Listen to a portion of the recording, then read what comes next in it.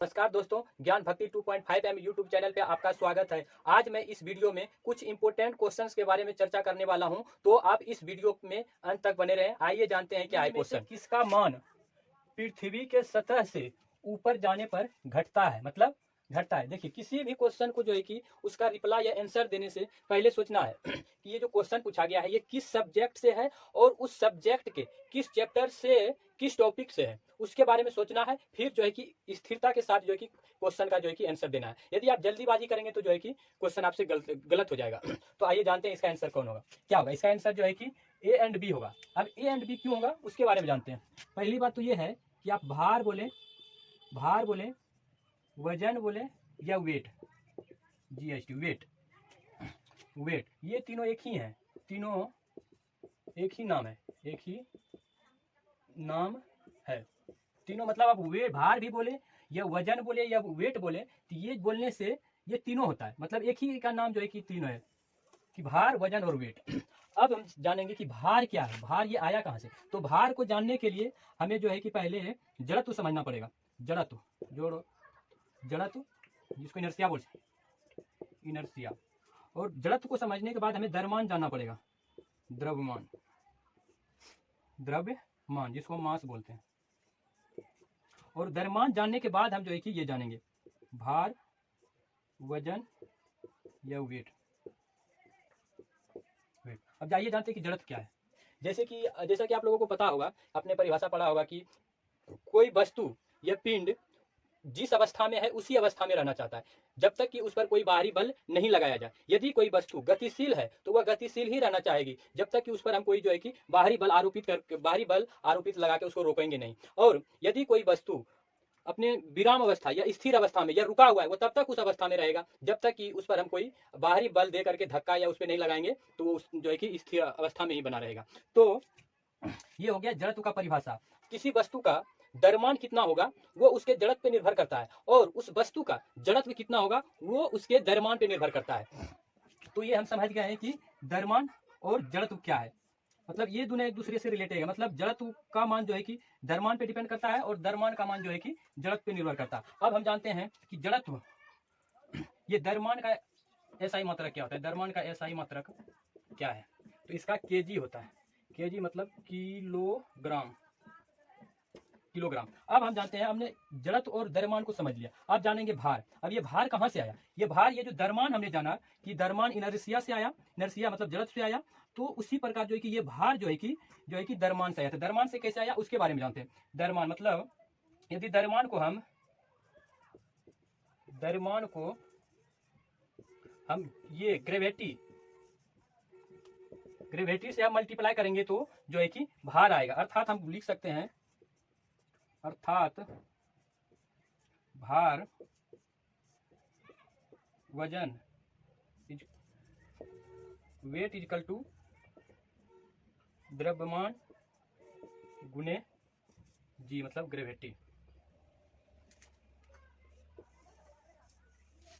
तो हमने तीन चीज जान लिया कि जड़त्व क्या है और द्रव्यमान क्या है और ये भार क्या है। अब जैसा कि हमने भी देखा कि द्रव्यमान में हमने ये जी से मल्टीप्लाई कर दिया तो जो है कि ये भार जो है कि भार आया। तो अब हम ये इसके बारे में जानेंगे, ये जी क्या है, इस जी के बारे में जानेंगे, जी क्या है उसके बारे में जानते हैं। जैसे कि आपने पढ़ा होगा न्यूटन का गुरुत्वाकर्षण नियम। इस नियम में ये बोला जाता है कि दो पिंडों के बीच गुरुत्वाकर्षण बल लगता है, दो पिंडों के बीच जो है कि गुरुत्वाकर्षण बल लगता है। और इन दो पिंडों में यदि एक पृथ्वी है तो पृथ्वी किसी वस्तु या पिंड को अपनी ओर, अपनी केंद्र की ओर, अपनी ओर मतलब अपने केंद्र, सेंटर जिसको बोलते हैं, केंद्र की ओर खींचने से एक त्वरण उत्पन्न होता है जिसे हम जो है कि गुरुत्व त्वरण, जिसे हम गुरुत्व जनित गुरुत्व जनित त्वरण बोलते हैं, गुरुत्व जनित त्वरण बोलते हैं। इसी को हम जो है कि छोटी जी मानते हैं और इसी का वैल्यू जो है कि 9.8 मीटर पर सेकेंड स्क्वायर होता है।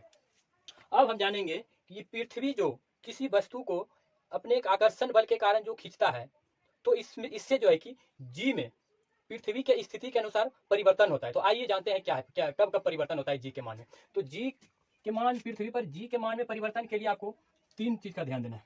पहला है पृथ्वी का सतह, पृथ्वी का सतह, पृथ्वी का सतह, सतह बोलने से जिस पे हम लोग बसे हुए हैं, जिस पे हमारा घर है, जिस पे हमारा जो है कि रहन सहन जो भी हलचल करते हैं, वो पृथ्वी का सतह हो गया। मान लिया जाए कि ये पृथ्वी है, ये पृथ्वी है और ये जो है कि पृथ्वी का सतह है, और यहाँ पे ये जी रखा हुआ है जिसका मान जो है कि 9.8 मीटर पर सेकेंड स्क्वायर है। ये पृथ्वी का सतह हो गया। और इस सतह से यदि हम ऊपर की ओर, मतलब ऊपर मतलब आकाश की ओर, आकाश मतलब ऊपर की ओर, आकाश में जैसे चंद्रमा हो गया, सूर्य हो गया, तारे होंगे, जो भी सारे ग्रह हैं ऊपर में, उसकी ओर जाएगा तो जी का मान घटेगा, जी का मान घटेगा। और ये जो पृथ्वी का सतह है, सतह से भी तो नीचे है, जैसे कि हम लोग ये चापाकल वगैरह खोदते हैं तो हम पृथ्वी के सतह से नीचे की ओर जाते हैं। तो यदि हम पृथ्वी के सतह से नीचे की ओर आएंगे, नीचे की ओर आएंगे, तो भी जो है कि तो भी जी का मान घटेगा। तो ये कब तक घटेगा, किस तरह से घटेगा? मान लिया जाए कि ये पृथ्वी है, ये सतह है, तो हमने बोला था कि पृथ्वी अपने केंद्र की ओर, तो जब पृथ्वी का तो ये केंद्र हो गया ना, ये केंद्र, यदि ये जी सतह से नीचे की ओर आते आते ये अपने केंद्र तक आ गया, तो केंद्र तक आ गया, तो ये जो जी का मान 9.8 मीटर पर सेकेंड स्क्वायर है, इसका मान जो है कि 0 मीटर पर सेकेंड हो जाएगा। ये जो है कि यदि पृथ्वी के सतह से नीचे की ओर केंद्र तक आएंगे तो जो है कि ये 0 हो जाए, ये 9.8 मीटर पर सेकेंड स्क्वायर से 0 हो जाएगा, 0 हो जाएगा। और यदि केंद्र से और यदि हम नीचे जाएंगे तो इसका वैल्यू जो है कि नेगेटिव में जाते रहेगा। अर्थात ये हम समझ गए कि पृथ्वी के सतह से हम ऊपर जाएं या फिर नीचे जाएं, गुरुत्वीय त्वरण जी का मान जो है कि घटता है। कि पृथ्वी के भूमध्य रेखा बोले या विषुवत रेखा बोले या इक्वेटर बोले, ये तीनों एक ही नाम है। भूमध्य रेखा बोले, विषुवत रेखा बोले या इक्वेटर बोले, तीनों एक ही चीज है। जैसे कि हमने अभी आपको पहले वाले में ये बताया कि वजन, भार और वेट तीनों एक ही है, उसी तरह से भूमध्य रेखा, विषुवत रेखा, इक्वेटर बोलने से भी तीनों का एक ही सेंस आता है, एक ही मीनिंग होता है। अब हम जानेंगे कि पृथ्वी के भूमध्य रेखा, विषुवत रेखा एवं ध्रुव पर, ध्रुव मतलब पोल, ध्रुव मतलब पोल पर जी के मान में परिवर्तन, जी के मान में परिवर्तन। आइए इसको हम समझते हैं इस डिटेल में। मान लेते हैं कि ये पृथ्वी गोल है हमारा, ठीक है। इसमें जो ये काल्पनिक रेखा जो पृथ्वी को दो भागों में विभाजित करती है, ऐसे कोई ऐसी रेखा नहीं है, काल्पनिक रेखाएं होती है। ये इसी को हम जो है कि इसी रेखा को भूमध्य रेखा,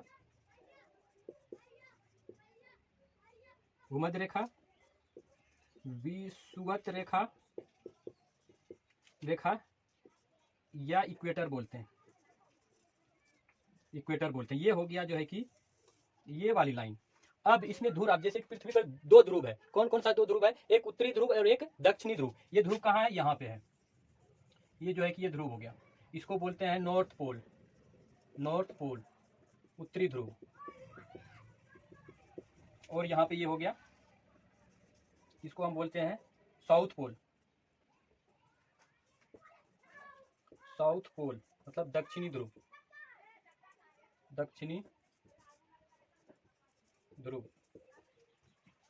अब इस तीनों जगह पे जी के मान में परिवर्तन के बारे में समझेंगे। पहला तो ये समझेंगे कि यदि जी का मान यहाँ पे है, जी का मान जो है कि यहाँ पे क्या होता है? सबसे मिनिमम मतलब सबसे कम होता है, मतलब न्यूनतम होता है, न्यूनतम,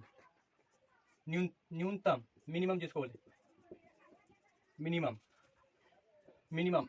और ध्रुव पे जो है कि यहाँ पे इस पोजीशन पे जो है कि इसका मान, जी का मान जो है कि यहाँ पे जी का मान मैक्सिमम मतलब अधिकतम होता है, अधिकतम, जिसको मैक्सिमम बोलते हैं, मैक्सिमम। सेम कंडीशन, ये नॉर्थ पोल बोले या फिर साउथ पोल, दोनों तो पोल ही है सेम। दक्षिणी पोल पे भी सेम होगा, इस पे भी जी का मान जो है कि मैक्सिमम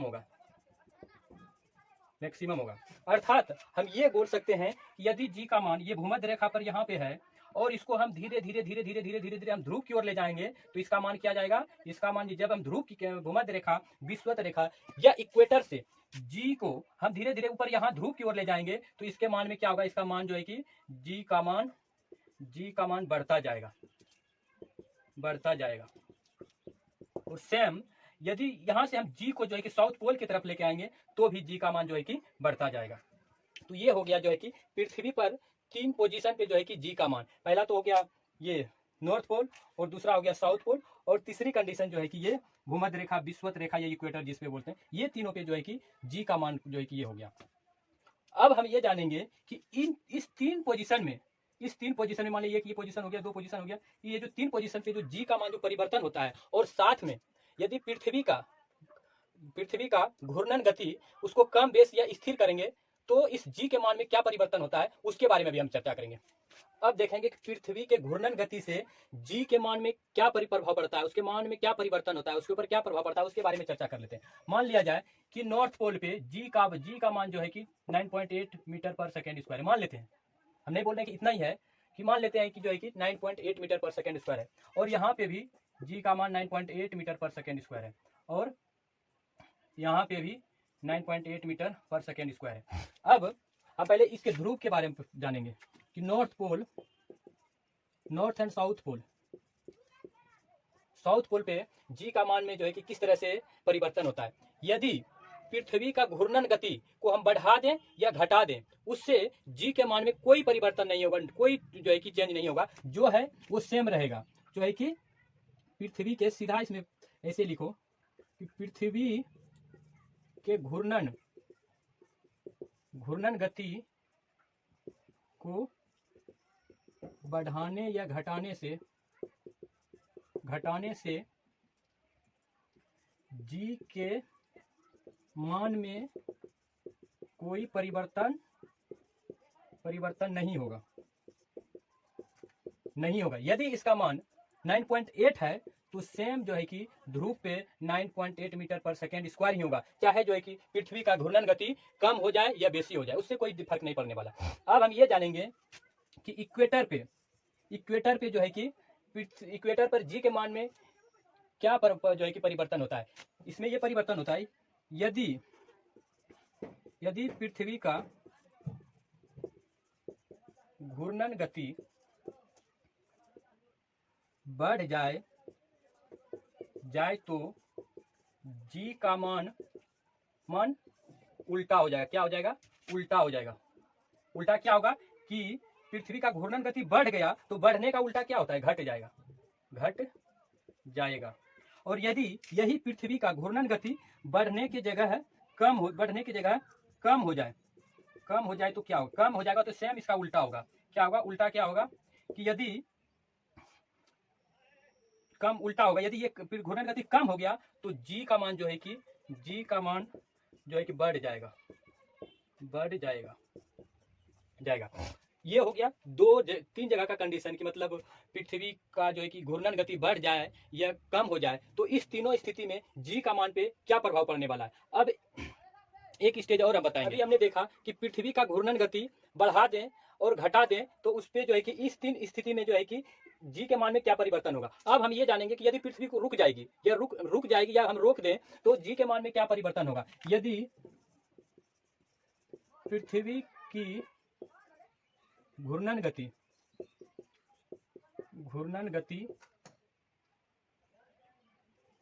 को रोक दिया जाए तो ध्रुव और भूमध्य रेखा या विषुवत रेखा या इक्वेटर पर इसका क्या प्रभाव होगा। यदि पृथ्वी का जो कि घूर्णन गति रुक जाएगा तो ध्रुव पर जी का मान और भूमध्य रेखा पर जी का मान दोनों पे बराबर हो जाएगा। दोनों पे बराबर मान लिया जाए कि ध्रुव पे 9.8 मीटर पर सेकेंड स्क्वायर है तो यहाँ पे भी जो है कि 9.8 मीटर पर सेकेंड स्क्वायर हो जाएगा, मतलब दोनों पे सेम हो जाएगा। यदि पृथ्वी रुक जाएगी तो इन तीनों पोजीशन पे जो है कि जी का मान सेम रहेगा, तीनों जगह हो जाएगा 9.8 ही रहेगा, मतलब कोई परिवर्तन नहीं होगा। ये था जो है कि इस क्वेश्चन से रिलेटेड ये सारी डिटेल। मुझे उम्मीद है कि इस क्वेश्चन से रिलेटेड सारे जो भी डाउट थे वो जो है कि आपका क्लियर हो गया है। यदि वीडियो अच्छा लगा है तो लाइक, शेयर, कमेंट और चैनल को सब्सक्राइब अवश्य करें। धन्यवाद।